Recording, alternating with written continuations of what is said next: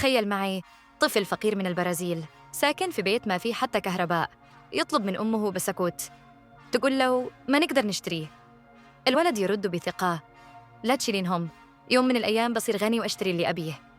الطفل هذا اسمه نيمار، واليوم صار أغلى لاعب بتاريخ الكرة كلها. لكن قبل ما يوصل للمجد عاش حياة قاسية مرة. نيمار وهو عمره 4 شهور كان راكب مع أهله في سيارة وضربهم مطر شديد. انقلبت السيارة وبدت الكارثة. الأب والأم صاحين ودمهم ينزف، يدورون ولدهم ما يلقونه إلا يسمعون صرخة من بعيد.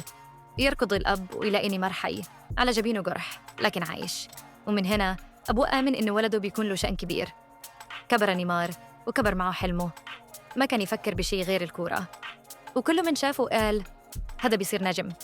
يوم من الأيام ريال مدريد عرضوا عليه يجرب معهم. سافر، شاف رونالدو، بيكهام وزيدان، بس قلبه كان في البرازيل مع ربعه، مع الشارع اللي تعود يلعب فيه. رجع وسجل مع سانتوس وبدت النجومية. بعد كم سنة برشلونة دقت عليه واشترته ب$75 مليون. صار شريك ميسي وسواريز وصنعوا الثلاثي المرعب MSN. لكن نيمار دايم حاس إنه تحت ظل ميسي، يبغى يكون الرقم 1. في عام 2017 باريس سان جيرمان عرضوا عليه مبلغ خرافي $222 مليون، وصبح أغلى لاعب بالتاريخ.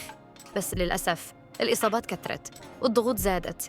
حتى لما راح الهلال وعمره 31 ما زالت الإصابات تلاحقه، ولا أخذ فرصة كافيه باللعب ولا طول معهم، ورجع الآن للبرازيل. حياة نيمار كانت صعود ونزول، بس تظل قصة ملهمة لطفل كان يحلم وهو ما يلقى حتى بسكوت. لا تنسى تشترك بالقناة وتعطينا لايك إذا أعجبتك القصة.